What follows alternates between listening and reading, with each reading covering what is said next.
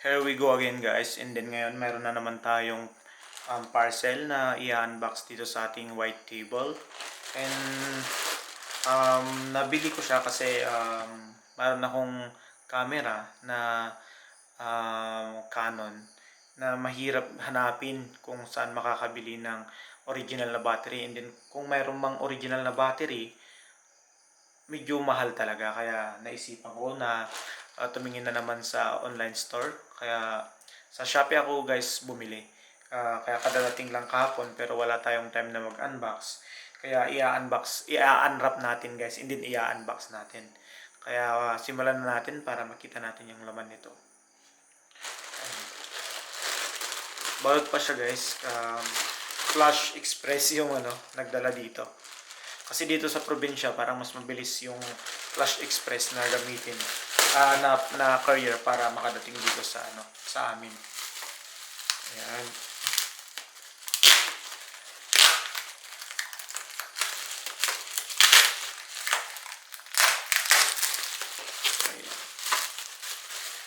Wala akong masabi sa pagkabalot niya guys. Talagang maganda naman yung pagkabalot niya.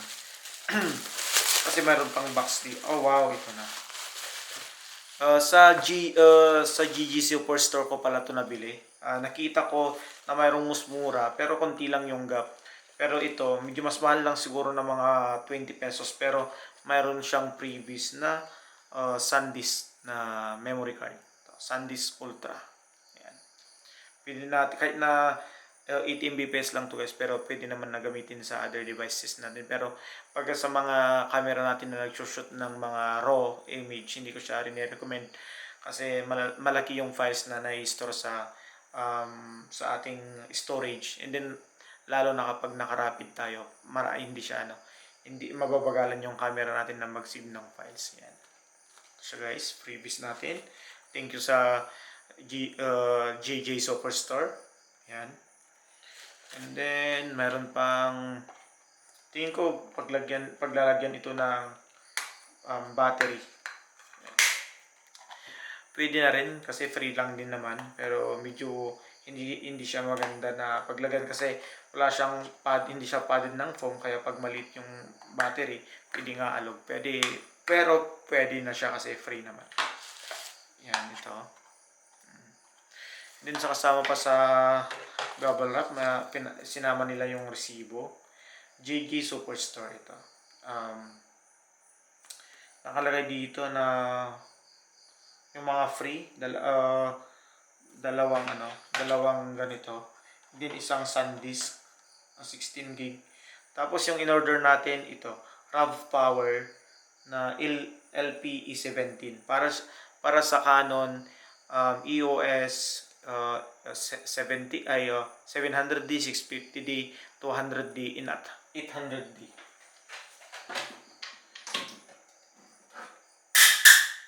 Sorry, may nahulog. Actually ito guys yung camera natin, 800D siya, kaya ito yung binili natin. Lagay natin dito yung balot, and then ito ditong wrap, wala na. Ito na lahat, dito na lahat sa table natin. Ito guys yung actual na box nung RAV Power. Maganda yung box, sturdy naman siya. Hindi naman siya basta natutupi kahit na madaganan. Yan. Mukhang legit kasi mayroon siyang parang shiny label dito na RAV Power. Scratch and verify. Mayroon siyang QR code. Wala akong masyadong makikita dito. SN number. Tapos dito, para sa ito guys, di ko alam kung nakikita. Sana makita. Canon LPE17 battery pack. Yan. Thank you sa JG Superstore sa mga freebies ninyo. Then buksan na natin, unbox na natin. Yan.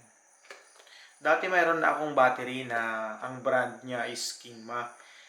Maganda naman yung performance, kaya hindi ako nagdalawang isip na mag-order ng third party na battery kasi matagal ko na siyang actually na ginagamit, pero maganda talaga. Parang tingin ko nga mas matagal pa yung malubat kaysa sa original ng battery na LPE17. Kaya yun, nawala na siya, kinuha ng pinsan ko, kaya yun, nag-order na lang ako ng sa akin. Pero tinignan ko yung price niya sa online stores, mahal pala yung Kingma. Pero parang same din naman yung itsura tapos yung performance sa mga nabasa ko sa forums. Yan. Ito yung lagyan natin muna dito. Tanggalin natin muna yung mga laman. Ang ganda ng box niya guys kasi mayroon siyang divider. Yan. Oh. Nakalagay sa box. Ang ganda ng pagkakalagay niya guys. Oh. Tapos ito yung USB cable. Type A siya guys, hindi siya type C. Yan. Medyo mahaba siya. Lagay muna natin dito. Yan. And then, next sa box is yung battery na dalawa. Pag mag-order kayo dito guys, ng ganitong battery, pwedeng isang battery lang. Hindi ko alam yung presyo, parang around 700 pesos yata yung isa. Pero kailangan ko ng dalawa kasi maraming talagang nakababad yung 800D ko sa mga event namin kasi doon nakasalpak yung Canon 85mm na portrait lens namin na 1.8, kaya yun. Yung isang event siguro parang tatlo na yung battery ko kasi isa yung nakasalpak dito, yung original, and then itong third party na RAV Power. Siguro kaya na yung maghapon na event kasi, pero hindi ko pa siya totally masasabi kasi hindi ko pa siya na-try. Gagawa na lang ako ng separate review kung paano yung performance nito. Lagayin natin dito. Ayan. Unahin natin tong USB cable. Meron siyang nakalagay na rubber. Ayan. Mahaba naman siya guys. Ayan. Mahaba na siya para sa charger. Kung sa charger siya gagamitin. Siguro ginagamit lang to sa power. Hindi ko alam kung data cable to or power cable lang. Try natin. Siguro, although power cable lang din naman siya kasi talagang para sa charger lang. And then, ito na yung mismong charger. Plastic siya guys. Magaan-gaan siya pero as usual lang din naman. Wala namang kakaiba. May dalawang pin. Sigurado negative positive lang to para ma-charge na yung battery. And then, meron siyang indicator dito sa taas na charger nang nakalagay dito is channel, siguro charger 1, CH1, and then CH2. And then sa side, ito may dito yung charger niya siguro. Pero wala siyang kasamang power break. Kaya kahit siguro gamitin na lang yung mga charger ng ating phone or pwede namang sa ibang mga, siguro sa mga port na pwedeng magkarga na may power source. Yan. And then lastly, titingnan natin yung battery mismo. Yan, nakabalot pa siya ng anti-scratch na cellophane. Yan. Ito mismo guys. RAV Power Canon LP17 battery pack, model RPBC013, 7.2 volts, 1000 mAh, 7.2, hindi ko alam kung ano yung WH. Yan. Ayan. Ito siya guys. Yan.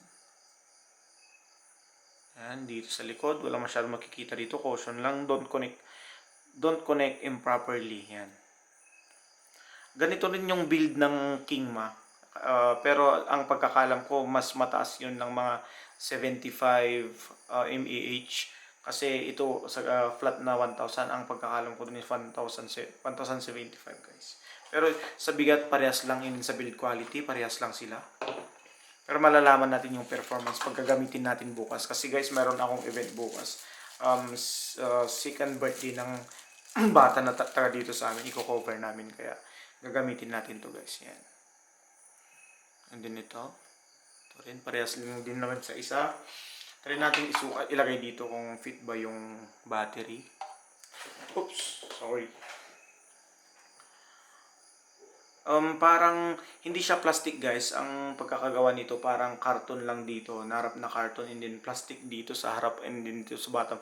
Pero ganito rin kasi yung Kingma na ginamit ko na battery. Pero sa performance wala kang masasabi. Mas masasabi ko pa na mas matagal malubat yun kaysa sa original na LP17 ng Canon. Kaya yun. Kaya kumuha ako ng ganito kasi alam kong baka parehas lang din naman sila um, ng performance. Yan, try natin guys. Try natin ilagay. Yan.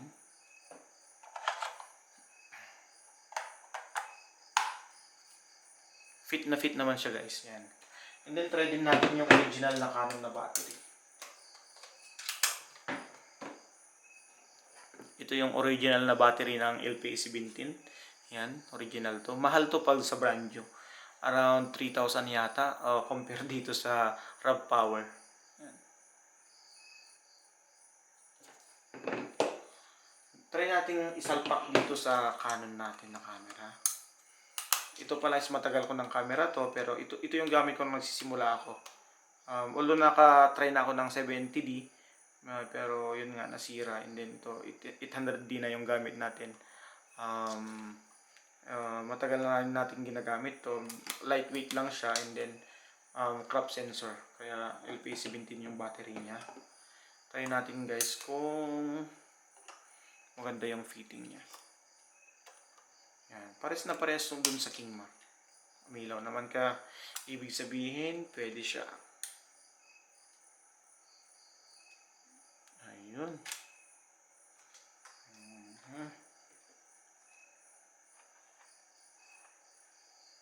Naka 85mm siya guys, kaya hindi siya hindi siya ayun.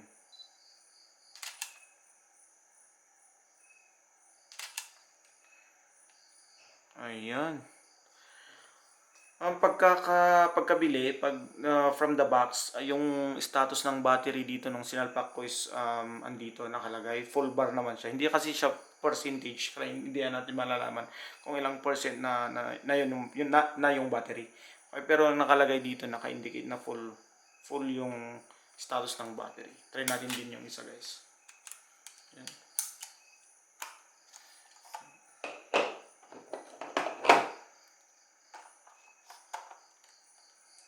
Umilaw yung indicator ng memory natin.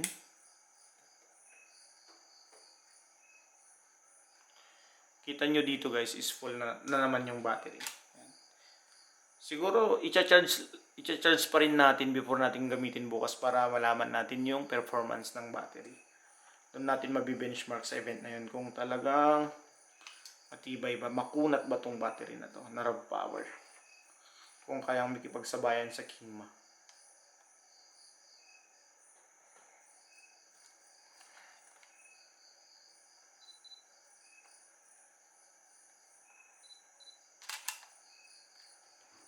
Ayun. Ganda guys. Ayan. Siguro gagawa na lang tayo ng next video para sa performance sa feedback natin dito. Kaya dito lang natin tatapusin. Siguro masasabi lang natin na unwrap or unboxing lang tong video na to. And then pag nagustuhan nyo itong video to support our channel, ang masasabi ko mag-subscribe na lang kayo, and then click the notification bell para pag mayroon tayong i-unbox or i-unwrap or i-review, ma-notify kayo. Pwede rin kayo mag-comment kung mayroon kayong gustong sabihin o suggestion. Kaya yun lang. Hanggang sa muli. Thank you.